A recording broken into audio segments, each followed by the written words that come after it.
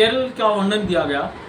तो केरल के अंदर क्या था, जब ये परंपरा थी कि महिलाओं को नाभि से ऊपर के हिस्से को खुला छोड़कर चलना है, तो एक नई दुल्हन आई, उसके मन में भाव आया कि मैं ऐसा नहीं करूंगी, और वो छाती पर कपड़ा रखकर सार्वजनिक स्थान पर चल दी। जब वो सार्वजनिक स्थान पर चली, उस समय के तथाकथित जो समाज था, स्वर्ण समाज बोलते हैं, उसको बुरा लगा कि इसने किस तरह अपनी छाती पर कपड़ा रख लिया, और उसने एकदम राजा के सामने जाकर कहा कि उस महिला ने अपनी छाती पर कपड़ा रखा है, हमारे नियमों का उल्लंघन किया है, ये उचित नहीं है, ये बहुत बुरा है।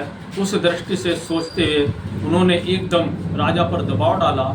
राजा ने अपने कर्मचारियों को भेजा, उससे टैक्स वसूल कर लेकर। टैक्स वसूल करने के लिए राजा के कर्मचारी आते हैं, अधिकारी आते हैं, महिला के पास जाते हैं, उसे कहते आपने अपने स्तनों के ऊपर कपड़ा रखा है, इसलिए आपको टैक्स देना पड़ेगा।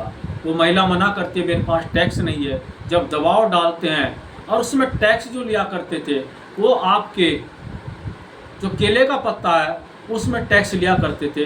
वो केले के पत्ते को उस महिला को देते हैं, जबरदस्ती दबाव देते हैं, अभद्र शब्दों का प्रयोग करते हैं। तब वो महिला केले के पत्ते को लेकर अपने घर में जाती है।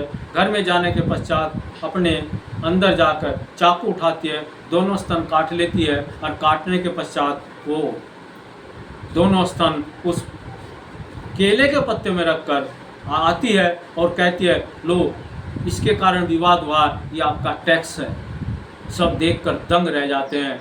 महिला के स्तनों को कटने के कारण इतना खून बहता है, कुछ ही घंटों के पश्चात वो महिला दुनिया से चली जाती है।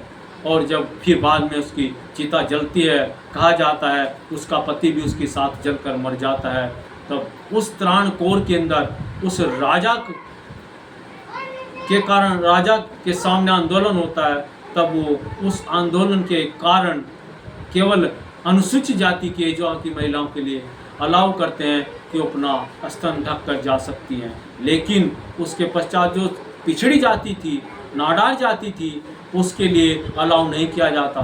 फिर कुछ नाडार महिलाएं हिम्मत करती हैं और वो अपनी छाती पर कपड़ा रखकर चलती हैं, तो उनको सज़ा दी जाती है, दोनों को सजाए मौत दे देते हैं। तब उस इलाके के अंदर पूरा आंदोलन होता है, हंगामा होता है, घर घर आंदोलन होते हैं, पूरे राज्य के अंदर आंदोलन होते हैं, जिसके कारण आखिरकार राजा को 1924 में हार कर जो ब्रेस्ट टैक्स था, यानी महिलाओं की छाती का जो टैक्स देना पड़ता था कपड़ा ढकने के लिए, वो बंद होता है। ऐसी बुरी दशा, ऐसी बुरी परंपरा, ऐसी घिनौने कारण इस देश के अंदर हुए हैं। इसलिए इस समानता के लिए इन घिनौने कारण जो उनके अत्याचार हुए हैं, उसके कारण आरक्षण की सुविधा दी गई है, न कि आर्थिकता आधार है। इसका मुख्य आधार जातिगत है।